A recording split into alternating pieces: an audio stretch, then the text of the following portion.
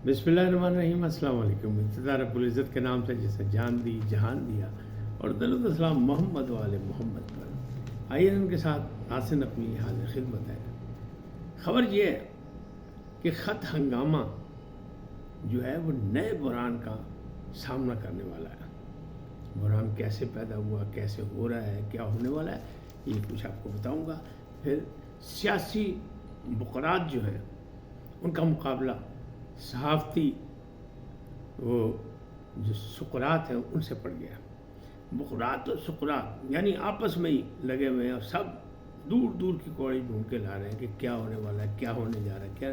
और सब पंजाबी से कहते हैं अठो अठ, यानी अंदाज़े गलत भी हो जाते हैं, खबर ख़त्म भी हो जाती है, लेकिन उसकी किसी को निदामत नहीं होती। ये मौजूदा हाल के हालात हैं। राना सनाउल्लाह का खुला सच सामने आया, बड़ा दिलचस्प है। बड़ी अहम बातें की उन्होंने। एक सियासतदान है, सीजनड हैं, पार्लिमानी निज़ाम का एक हिस्सा रहे हैं, वज़ीर दाखिला रहे हैं, तो उनकी बात को आप बिल्कुल कमज़ोर नहीं समझ सकते, आसान नहीं ले सकते, हल्का नहीं जान सकते।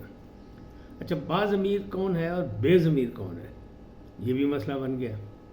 और यही नहीं, शरीफ बिरादरान ने इकट्ठा नमाज ईद क्यों नहीं अदा की।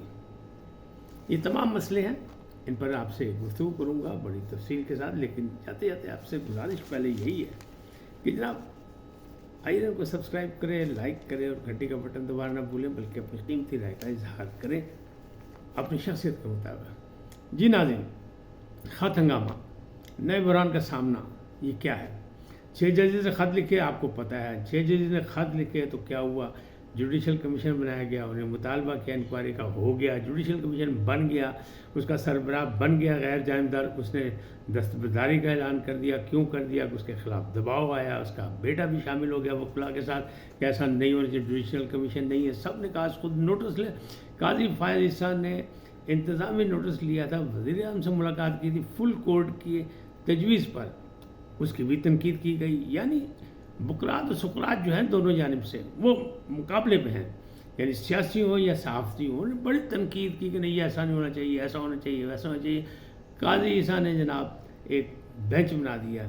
जब जस्टिस रिटायर्ड तसद्दुक़ हुसैन ने माज़रत कर ली तो फिर जनाब उन्होंने एक बेंच बना दिया 7 रुकनी। अब 7 रुकनी बेंच में से पहली ईंट निकली थी, गुज़श्ता रोज़ मैंने आपको बताया था व्लॉग में, तो वो जनाब थे आफरीदी साहब, यही आफरीदी साहब। उन्होंने कहा नहीं जी ये है ही इंतज़ामी मामला, हाई कोर्ट जो है वो छोटी अदालतों को उसे तहफ़्फ़ुज़ देना, वो खुद अपने आप में तहफ़्फ़ुज़ नहीं थी। इसका मतलब ये जज कमज़ोर हैं, इन्हीं ने गलत फ़ैसले किए हैं और इनका डिमांड गलत है। मैं इसमें बैठना ही नहीं जी, मैं नहीं बंदा इस पंचायत से, जाओ जिन्हों मर्ज़ी बिठाओ। यानी साफ उन्होंने इनकार कर दिया। तो अब एक और आ गया, अब अतर मिल्ला साहब ने छाल मारी। उनको किसकी मोहब्बत, किसका प्यार है, क्या हुआ, उन्होंने एक नया काम कर दिया।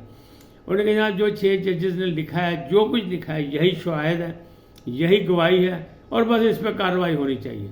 तो अब लोग उन पर तनकीद कर रहे हैं। बुकरात और सुकरात फिर आ गए सामने और उनका मुकाबला जारी, दोनों एक दूसरे से आगे निकले। कोई कह रहे हैं कि नहीं जनाब ये तो वो जो है ना हम ख्याली यहाँ भी ज़िंदा है, उसका ऑपरेशन मुकम्मल नहीं हुआ। तो ये वो मामला है अतर मिल्ला। देखें ना, अतर मिल्ला उस वक्त तो बोले नहीं जब शौकत अजीज़ सिद्दीकी का मसला था, जब भी तो ये जज थे, लेकिन उस वक्त कैसे बोलते, उस वक्त उनके मुफादात थे।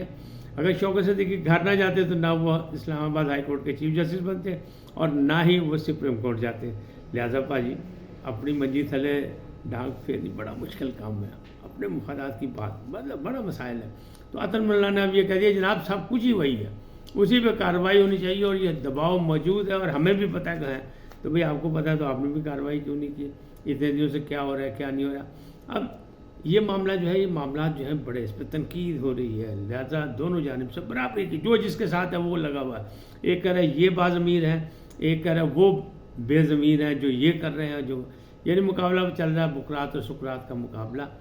लेकिन जो हालात और इस्लामाबाद की फ़िज़ा जो चुगली खा रही है वो ये बता रही है कि जनाब अब जब ये आएगा 28 अप्रैल को, और काजी साहब ने कहा था कि फुल कोर्ट भी होगा, हो सकता है उसमें, तो फुल कोर्ट भी होगा तब भी ये बुरान का शिकार होगा।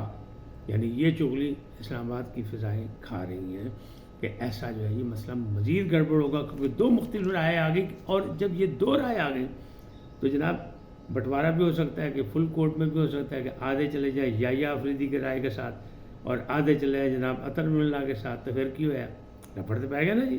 تو یہ مسائل جو ہے یہ گمبھیر ہوتے جا رہے ہیں، یہ ہنگامہ جو ہے مزید بڑھتا جا رہا ہے. اور یہ کیا ہے، میں تو ایک ہی بات کرتا ہوں، being a Pakistani, being a professional journalist, ایک ہی بات کروں، کسی کو پسند ہے نہ ہے، کہ یہ صرف پاکستان کے اداروں کو کمزور کرنے کی سازش ہے اور باری باری سارے اداروں کے ساتھ ہاتھ کیا گیا ہے. کس نے کیا ہے؟ اس میں نیشنل بھی شامل ہیں، وہ سہولت کار ہیں جو ہمارے نیشنل مقامی لوگ ہیں، اور انٹرنیشنل ہے. کیوں کہ آپ مسلمان ہیں، آپ غریب ملک ہیں، آپ ایٹمی طاقت ہیں. یہ ساری چیزیں کسی کو اچھی نہیں لگ رہی، لہٰذا آپ کو دبانے کے لیے سارا کام کیا جا رہا ہے کہ یہاں جناب امن ہونا ہی نہیں چاہیے. امن ہوگا تو یہاں سرمایہ کاری ہوگی، معاملات بڑھیں گے، ٹھیک ہو جائیں گے، خوشحال ہو جائیں گے. کہ بھائیوں کھچی رکھو. اب اس میں کون کس کا سہولت کار بنتا ہے یہ الگ بات ہے، یہ اپنے اپنے ضمیر کی بات ہے. اب رانا ثناء اللہ پہ آ جائیں.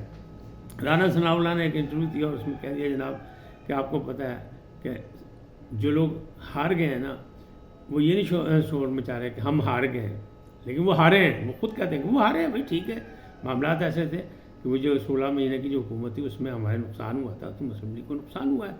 تو اور مینڈیٹ مانگا تھا میاں نواز شریف نے، قائد نے کہا تھا کہ جی مجھے سادہ اکثریت دیں تو میں آؤں گا، ورنہ میں نہیں آؤں گا. تو اس وقت حکومت مسلم لیگ نون کی نہیں ہے، اتحادی حکومت ہے. اتحادی حکومت کو فیصلے کرنے مشکل ہوتے ہیں. اب یہ دیکھیں سینٹ میں جب ان سے پوچھا گیا کہ جناب واڈا بھی جیت گئے، محسن نقوی بھی جیت گئے، اورنگزیب بھی جیت گئے اور کاکڑ صاحب بھی جیت گئے، تو انہوں نے کہا کاکڑ صاحب، واڈا صاحب، محسن نقوی صاحب ایک خاندان کے لوگ ہیں، ان پہ آپ ایسے کر رہے ہیں. ہاں اورنگزیب صاحب جو ہیں وہ کزن ہیں، آپ نے ان کو بھی گھسیٹ لیا. تو یہ حقیقت ہے، جیت گیا بھی ٹھیک ہے. ان کا محسن نقوی کی بات کی، انہوں نے کہا جناب یہ اب وزیر داخلہ ساتھ کرکٹ بورڈ کے چیئرمین، تو انہوں نے کہا جناب محسن نقوی ایسے ہیں اس وقت کہ وہ جو چاہے، وہ چاہتے تو وزیر اعظم بھی بن سکتے تھے. اب اس پہ سوالیہ نشان آ گیا. سوالیہ نشان آیا تو بقرات و سقراط مقابلے پہ آ گیا، پارٹی بازی ہو گئی. جو ادھر کا حامی ہے وہ ان کی حمایت میں، جو ادھر کا حامی ہے وہ ان کی مخالفت کر رہا ہے. لگا ہے مقابلہ. کیوں کہ ہمارے ملک میں نان ایشو کو ایشو بنایا جاتا ہے. جیسے اس وقت میاں نواز شریف نے جاتی عمرہ میں نماز عید ادا کی، اور وزیر اعظم شہباز شریف نے مالٹوں میں نماز عید ادا کی، انہیں عوامی اجتماع میں گزاری، انہوں نے اپنے گھر میں کی. لیکن اس کو بھی مسئلہ بنایا جا رہا ہے. بقرات و سقراط لگے ہوئے اپنی ڈیوٹی پہ، اس لیے کہ اس میں سے کوئی نیا کام کرنا ہے، نان ایشو کو ایشو بنانا ہے، رولا بچانا ہے، اجتماعی فوج کو نقصان پہنچانا ہے. تو لگے ہوئے کہ نہیں جناب ان میں آپس میں لڑائی ہو گئی ہے اور بس کچھ نکلنے والا ہے. اور دیکھیں جی وہ عمرے پہ بھی گئے تھے تو نواز شریف کو ساتھ نہیں لے گئے. نواز شریف نے جانا تھا، نواز شریف نے خود اپنے آپ کو بیوقوف کھیلا ہوا ہے، وہ یہ کہتے ہیں، ان کا دعویٰ یہ ہے. تو جناب یہ لڑائیاں چل رہی ہیں اور ہم نان ایشو کو ایشو بنا کر اپنے قومی اور اجتماعی مفادات کو نقصان پہنچا رہے ہیں. ضرورت اس امر کی ہے کہ سیاستدان اپنی ذمہ داری سمجھیں اور اپنی پرفارمنس ٹھیک کریں اور پارلیمنٹ کے ذریعے سارے معاملات کو سیدھا کریں، ورنہ یہ معاملات مزید بگڑ جائیں گے. آج اتنے پھر ملیں گے نئے موضوع کے ساتھ. جاتے جاتے آپ سے درخواست ہے ان کو سبسکرائب کریں، لائک کریں، گھنٹی کا بٹن دبانا نہ بھولیں اور اپنی قیمتی رائے کا اظہار اپنی شخصیت کے مطابق کریں. سدا سلامت رہیں. اللہ نگہبان.